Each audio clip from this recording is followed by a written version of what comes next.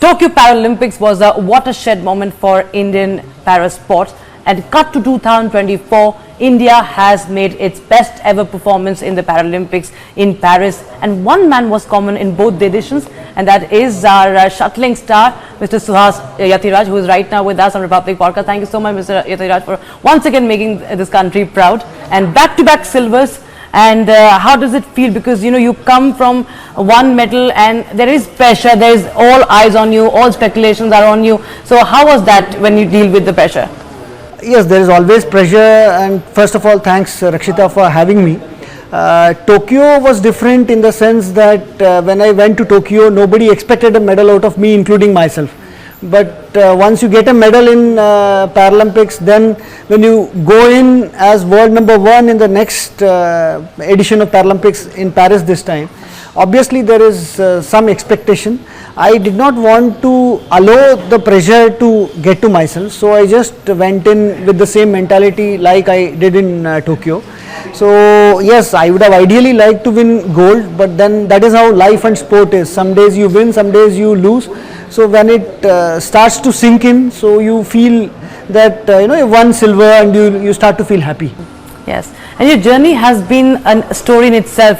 People say कि खेलोगे कूदोगे होगे खराब और पढ़ोगे लिखोगे तो बनोगे नवाब, but you are a story like you have such contrasting personalities. You've cleared your medical exams, you're an IAS officer, you've served as a DM, and you're still serving as an officer, and you are also an Olympian, you are a Paralympian, you're a medalist. And how did it really go? What was going on your mind when you chose to maybe go for so it's as you described, it's journey of life. Each one of us have our own journeys. I still remember the days when we were in school. At that time the achievement was to get the maximum marks possible. Then when I became a computer engineer, the dream was to get into the best company possible, you get a good job. And then when I wanted to work for the society, writing UPSC was the option, and destiny and God were kind that I could clear UPSC and got lot of opportunities in different districts and at different places to work amidst people. And then in the sporting field, yes, the first so I entered sport by accident. I did not really think in the initial days that I'll play professionally, but then in 2016 I played Asian Championship in Beijing, China, and then I did not really expect anything of myself, but then I went as an unseeded player and won the gold medal. From there on, the journey of winning medals in Asian Para Games, Arjuna Award, then Tokyo and Paris. I think journey of life is like that. You cannot really plan what you will do after say a decade or so. I always believe in taking one thing at a time and looking at things positively. Very often we can always see the glass and say it's half empty, but it's the perspective, right? You can always say that it's half full and then I'll have to do more. So yes, journey of life has taken me to different places, and hopefully in the coming decades also I'll enjoy the ride.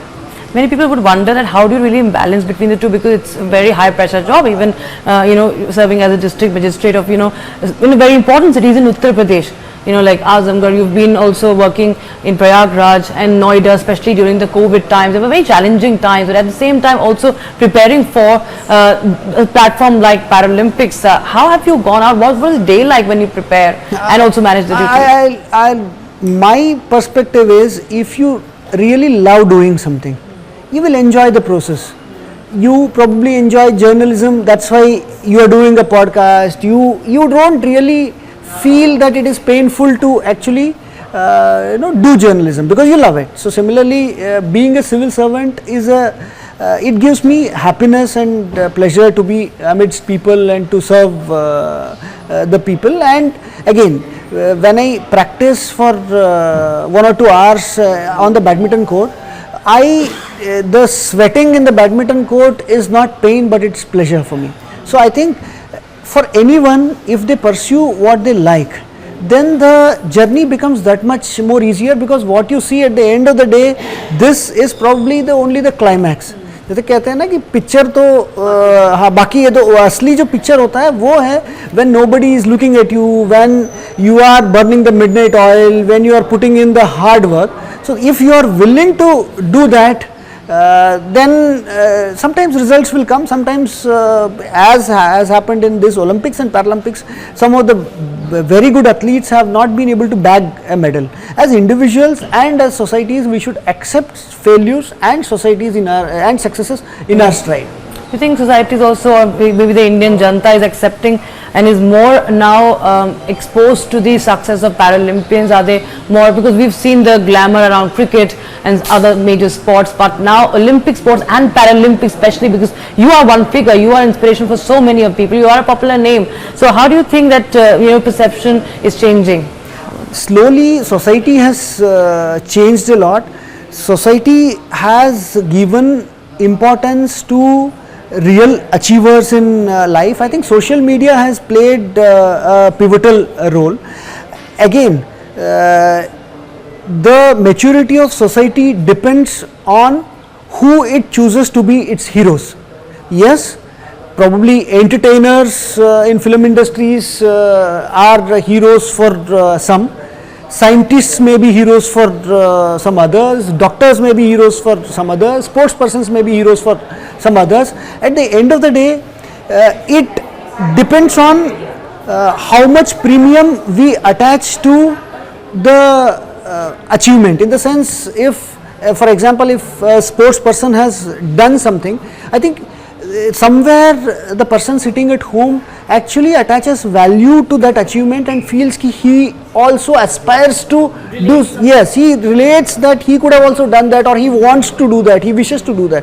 I think that is where the real inspiration comes from, actually going there and especially in challenging circumstances and performing. That is where the real satisfaction is.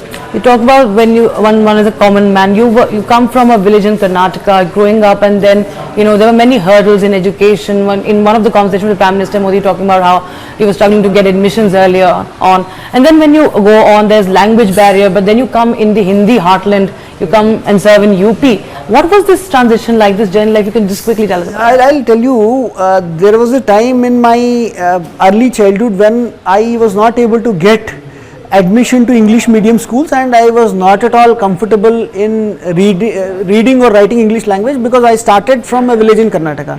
From then on, I am giving an interview to an English channel or in an English language. I think this is the transformation that a man goes through or a woman goes through in life. And Uttar Pradesh में तो हिंदी हमारी प्रशासनिक भाषा है ही, और वो तो मेरी कर्म भूमि है, एंड वहाँ तो मैं इतनी जनपदों में रहा हूँ, और हिंदी तो मुझे लगता है कि मेरे उपजिलाधिकारी के ही टेन्यूर में मैंने काफ़ी कुछ सीख लिया था. I think life teaches Your us. wife is also a Yes, my wife is also in service. Life teaches us, I think, for every individual, what they were at say age of 15, at the age of 25 they will be different, 35 they will be different. I think consequently you change and transform as a person. So how do you manage the family time, because when your wife is working, she also serving, you are serving, then you have your time is divided. I'm sure after duties you go for your practice. Then how do you really spend time? That is where I think I should do better, in the sense that now I hope to do better, hopefully after Paris, because I have not given much time to family. The amount of time that ideally I would have liked to, essentially I have given that time to badminton that others would give it to family. Oh. So yes, but then you cannot get everything in life, right? You have to set priorities. Your wife doesn't complain about it. She does. She wants me to give more time, but at the same time, she is extremely supportive of my sporting achievements also. So hopefully, I should be able to give more time to family. You feel that Paralympics is getting more support, and how do someone who comes from very modest or humble background, how easy or difficult it is today for that him or her to actually enter into the para sports today? I'll tell you, sports is a great leveler, in the sense that it does not matter in sports, in para sports or in able body sports, which caste they belong to, which region they belong to, what economic status they belong to, what social status they belong to. If a person is participating in a competition, it's in badminton it's 0-0. In a running race, everybody is standing at the same line and they will have to start running. So that is where sports gives equal opportunity to everyone. Then it all comes down to an individual's belief in him or herself to whether to take plunge in that or not. And especially if you look at the results in all sports including para sports, people from rural hinterlands of the country are doing extremely well. And now over the last few years, because of government support and the schemes like TOPS, Target Olympic Podium scheme, which aims to support athletes to reach the Olympic podium, and also because of the awareness that has been created. So people are taking up sports in big numbers. Now you talk about Paralympics doing better. You are a multifaceted personality. कोई और talent भी है भी जो छुपा हुआ है भी हमसे सुहास यतिराज का? नहीं ऐसे कुछ नहीं है. So I think I try to do good in whatever I choose to, and rest I leave the result to destiny. And I just try to be good from the heart and do to the best of my ability. ऐसे कोई विशेष talent नहीं है, बाकी तो let us see where the journey of life takes. Well, that you've been very humble. And lastly, I just want to ask you very quickly that what really keeps you grounded, because we see that media glare and everything about every athlete, young and old, is somewhere creates a different image. But you're very simple, Mrs. Suhas. And what would you tell all the upcoming athletes who are now moving towards stardom? What is your piece of advice? I'll tell you, when we were growing up watching television, I used to think, "Arey, they are on TV, what have they done?" At that time we used to think कि अरे हमें aeroplane में जाना है, खेतों से देखते थे तो. So when I got into NIT Surathkal, became a computer engineer. From their journey till here, whether it is IAS or Paralympics, God has been extremely kind, and I never thought life would give me all these things. So I have to be humble, because it is like I know equally capable people in UPSC who could not clear. I know equally capable athletes who could not win a medal. So somewhere destiny plays, or luck or God, whatever you want to believe, it plays a role in success of each and every individual. So it does not take time for an individual to fall down from grace if we don't actually realize it. If we are grounded, probably it helps us to achieve furthermore. As they say, it's more difficult to stay at the top than to actually reach there. So as a closing thought, I'll tell 4 lines of the Shayari that inspires me. I'm sure that will inspire, this is not my Shayari, but it inspires me. I'm sure it will inspire others also. निगाहों में मंजिल थी, गिरे और गिर के संभलते रहे. निगाहों में मंजिल थी, गिरे और गिर के संभलते रहे. हवाओं ने खूब कोशिश की, मगर चिराग आंधियों में भी जलते रहे. The spark should be alive in each one of us. We should do whatever best we can, and rest, as Krishna says in Gita, leave it to destiny. Great motivator and great Shayar also. I was telling you there is another hidden talent in you that has just come out in front of the camera. Thank you so much for joining us at Republic Podcast. It's a great inspiration to meet you, and keep doing us proud. Thank you so much. Bye.